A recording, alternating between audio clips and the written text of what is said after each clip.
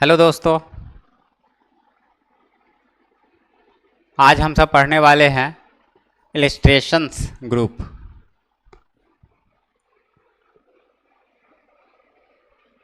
क्या पढ़ने वाले हैं?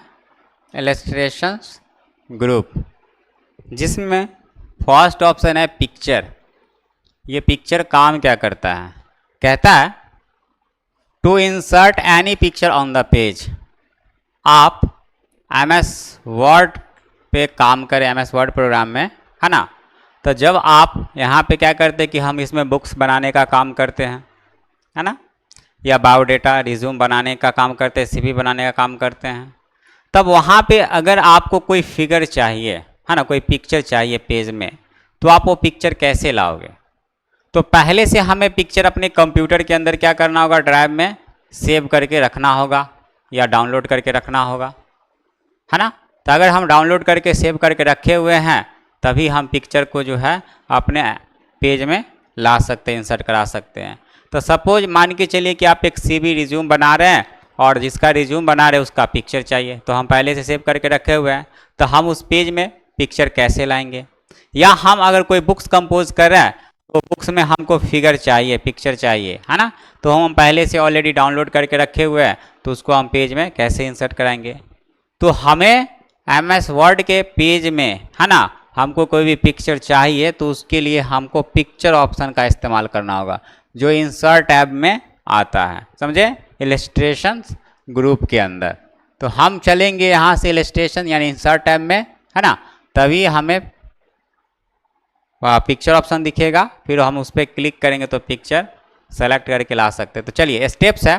कहता है आपको या तो पहले से बना हुआ कोई फाइल है जिसमें पिक्चर चाहिए, उसको ओपन कीजिए, तो ओपन एनी फाइल, और नहीं तो आपको एक नया पेज आपको क्रिएट कर लेना है, समझे।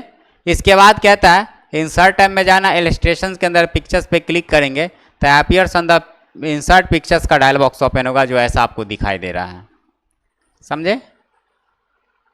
अब कहता है ना, open picture folder where you can save, मतलब वह जगह को ओपन कीजिए जहां आप अपना पिक्चर जो है इस कंप्यूटर के अंदर सेव करके रखे हुए हैं। तो उसके बाद कहता है यानी वो, है ना, select any picture and click on insert. तो अब हम क्या करेंगे? वो पिक्चर्स को सेलेक्ट करेंगे जो पिक्चर चाहिए उसमें से, और उसके बाद इंसर्ट पे क्लिक करेंगे तो वो पिक्चर हमारे पेज में क्या होगा? इंसर्ट होके आ जाएगा। तो now picture show on the page, यानी वो पिक्चर हमारे पेज में क्या होगा? आ जाएगा। तो कहता है उसके आगे at the tab area format tab is added, मतलब कि जब आपका वो पिक्चर पेज में इंसर्ट होगा और उस पिक्चर पे जब क्लिक रखेंगे तो देखेंगे उसमें एक फॉर्मेट टैब भी ऐड हो जाएगा। तो फॉर्मेट टैब ऐड होगा तो आप उस पिक्चर्स को जो है ना आप फॉर्मेट कर सकते हैं। क्या कर सकते हैं? फॉर्मेट, मतलब उसका आउटलाइन चेंज कर सकते हैं, उसका स्टाइल दे सकते हैं, उसका बॉर्डर कलर दे सकते हैं, समझे, उसका बैकग्राउंड वगैरह रिमूव कर सकते हैं। तो इस तरह का बहुत सारा काम करने के लिए जो है हमें यहाँ पे, है ना, पिक्चर्स के ऊपर एक फॉर्मेट टैब आ जाता है। तो जैसा कि हम यहाँ से क्या करेंगे, पिक्चर्स पे जैसे क्लिक करें, इंसर्ट पिक्चर्स का डायल बॉक्स ओपन हुआ।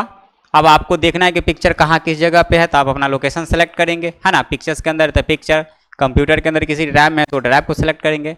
अब जैसे पिक्चर पे क्लिक किए तो पिक्चर दिख रहा है, इसमें से जो पिक्चर चाहे उस पर हमको क्लिक कर देना है तो वो सेलेक्ट हो जाएगा, और इंसर्ट वाले पे क्लिक करेंगे तो वह पिक्चर हमारे पेज में क्या होगा? इंसर्ट होके आ जाएगा, समझे। जब वो पिक्चर आएगा तो पिक्चर्स को आप चेंज करना चाहते हैं, उसका बैकग्राउंड, है ना, बदलना चाहते हैं, यानी बैकग्राउंड हटाना चाहते हैं, रिमूव करना चाहते हैं, या उसको एक अलग स्टाइल में सेट करना चाहते हैं, तो यह सब काम हम उस पिक्चर्स के ऊपर फॉर्मेट टैब जब ऐड होगा, है ना, पिक्चर लाएंगे और पिक्चर जब सेलेक्ट रहेगा तो फॉर्मेट टैब ऑटोमेटिक ऐड होगा, समझे। तो आप उस फॉर्मेट टैब के माध्यम से उस पिक्चर्स के ऊपर आप अपने हिसाब से मैनुअल इफेक्ट्स अप्लाई करके फॉर्मेट करके रख सकते हैं, समझे। चलिए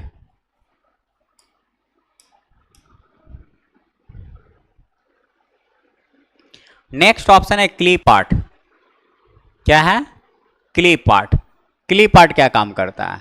तो कहता है टू इंसर्ट, है ना, computer graphics clip art on the page, मतलब कि आप इस क्लिप आर्ट के तहत इस कंप्यूटर के अंदर, है ना, इस MS वर्ड प्रोग्राम में ये क्लिप आर्ट ऑप्शन दिया हुआ है। इस ऑप्शन में, है ना, इस ऑप्शंस के माध्यम से बहुत सारा ग्राफिक्स पिक्चर्स आप अपने पेज में इंसर्ट करा सकते हैं। जैसे कि अभी जो ट्रेंड में चल रहा है गिबली आर्ट टाइप, है ना, जैसे कोई भी अपना फोटो गिबली आर्ट में यानी एक बदल देता है ना, यानी कार्टून जैसा, ठीक वैसे ही समझिए कि उस टाइप का एक कार्टून जैसा पिक्चर जो है ना क्लिप आर्ट के तहत आप अपने पेज में इंसर्ट करा सकते हैं, समझे। तो उसके लिए हमें क्लिप आर्ट ऑप्शन यूज़ करना होगा ग्राफिक पिक्चर लाने के लिए। तो करना क्या है, हमें इंसर्ट टैब में जाएंगे, इलस्ट्रेशंस में जाएंगे, क्लिप आर्ट पे क्लिक करेंगे तो appears on the clip art का डायलॉग बॉक्स ओपन होगा, समझे, जो आपको इस तरह से यहाँ पे दिखाई दे रहा है ना। इसके बाद कहता है which clip art you can search, type their name in search for box just as computer. तो जिस प्रकार का आपको क्लिप आर्ट चाहिए आपको इस सर्च फॉर बॉक्स में क्या करना होगा, नाम उसका टाइप करना होगा, समझे। उसके बाद कहता है क्लिक ऑन गो, यानी गो पे आप क्लिक करेंगे, समझे।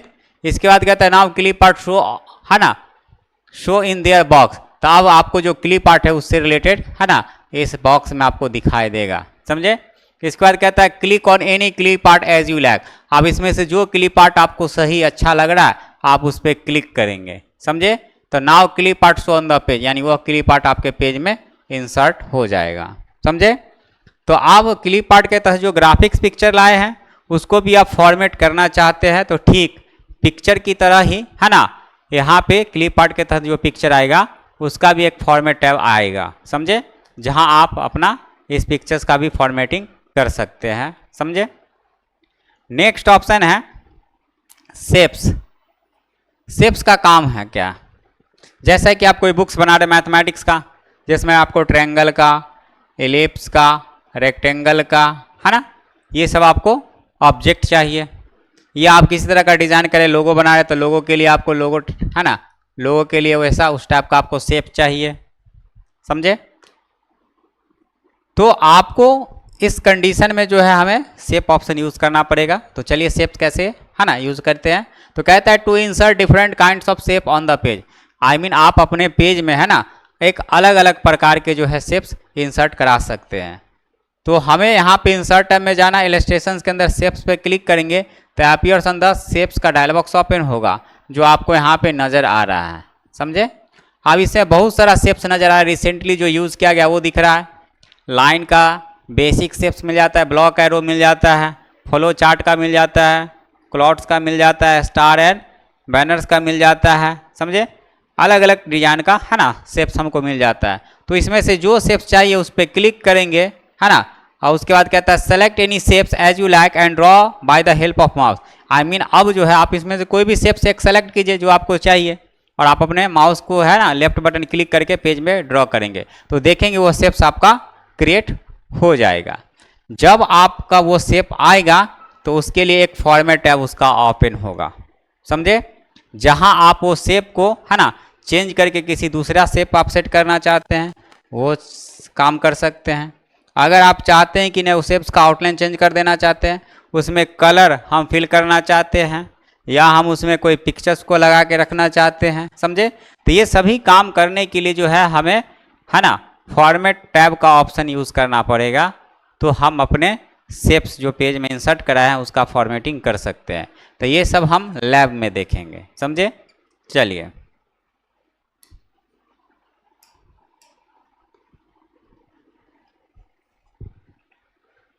नेक्स्ट ऑप्शन है स्मार्ट आर्ट। क्या मिल जाता है, स्मार्ट आर्ट। कहता है to insert different kinds of family tree और डायग्राम। मतलब आप अपने पेज में जो है ना डिफरेंट टाइप्स ऑफ में है ना डिफरेंट प्रकार के जो है ना फैमिली ट्री या डायग्राम जो है इंसर्ट करवा सकते हैं, समझे। जैसे कि हम सब देखते हैं एक रिलेशनशिप अगर बनाना चाहते हैं किसी के बारे में तो उसको हम किस प्रकार दर्शा सकते हैं। जैसे कि हम यहाँ पे कोर्स कर रहे हैं ADCA, है ना, तो यहाँ पे लिख दिए ADCA। अब ADCA के अंदर क्या क्या पढ़ना पड़ रहा है, ADCA के अंदर पढ़ना पड़ रहा है जैसे कि DCA, है ना, DTP पढ़ना पड़ता है, CFA पढ़ना होता है। तो क्या हुआ, एक चार्ट हो गया। तो इस चार्ट के माध्यम से उस चीज़ के बारे में यानी ADCA कोर्स के बारे में हमको जानकारी अच्छे से समझ में आ जाएगा, समझे।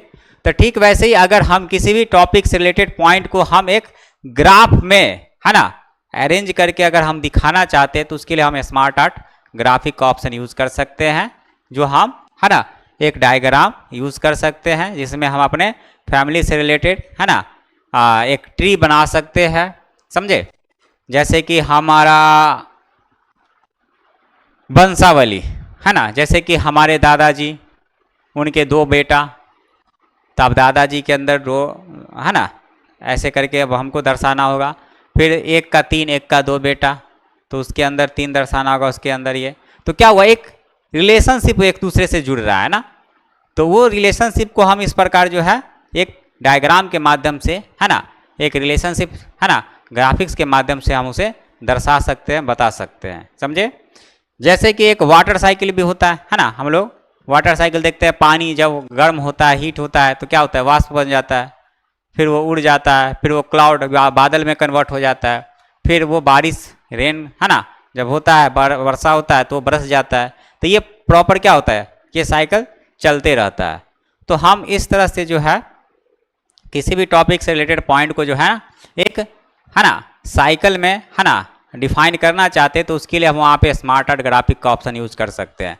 तो करना क्या है, कहता है इंसर्ट टैब में चलेंगे, इलस्ट्रेशंस के अंदर स्मार्ट आर्ट मिलेगा, आप अपीयर्स ऑन द स्मार्ट है ना चूज स्मार्ट आर्ट ग्राफिक के नाम से एक डायलॉग बॉक्स ओपन होगा, जहां आपको क्या करना है, इसमें से ऑल मिलेगा, लिस्ट मिलेगा, प्रोसेस मिलेगा, साइकिल हायरार्ची मिलेगा, रिलेशनशिप मिलेगा, मैट्रिक्स पैरामिड मिलेगा।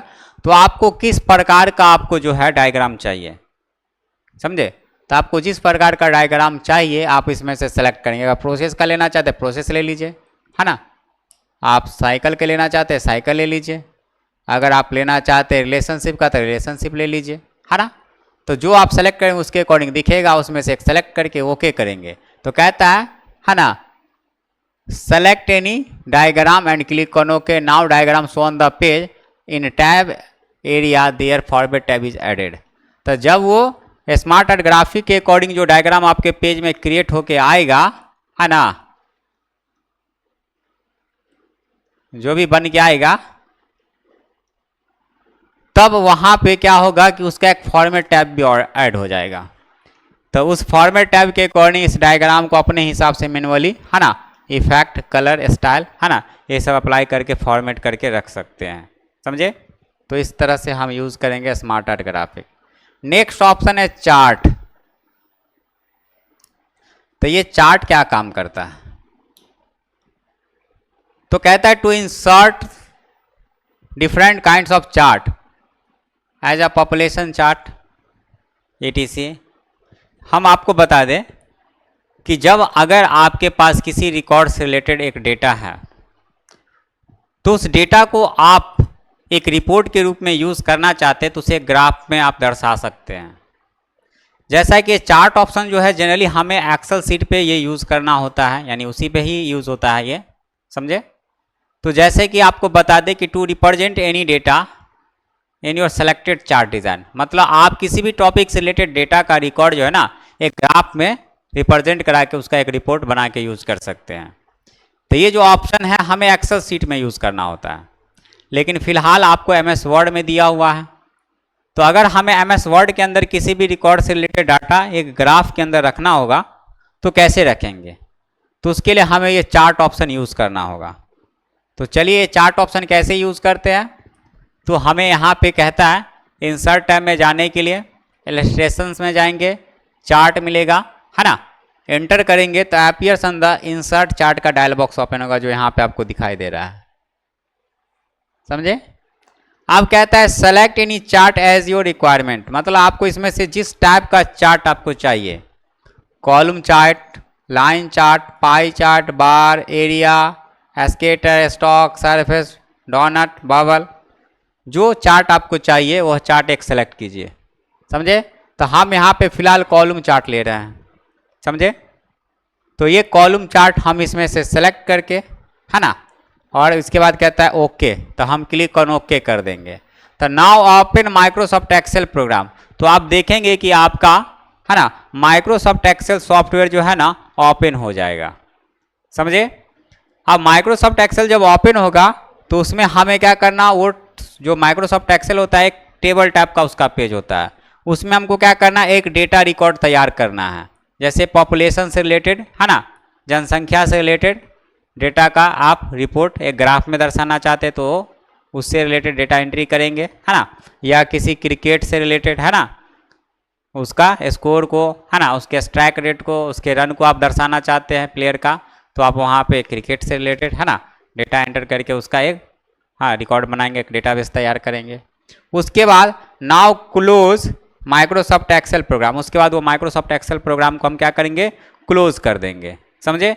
तो जब हम क्लोज कर देंगे तो आप देखेंगे you can see your database is represent in selected chart design. तो आप देखेंगे कि जो आपका डेटा तैयार हुआ है एक्सेल में और आपने एमएस वर्ड में जो चार्ट डिज़ाइन सेलेक्ट किया था उस चार्ट में, है ना, वो डेटा रिप्रेजेंट होके उसका एक रिपोर्ट बन के आ जाएगा, समझे।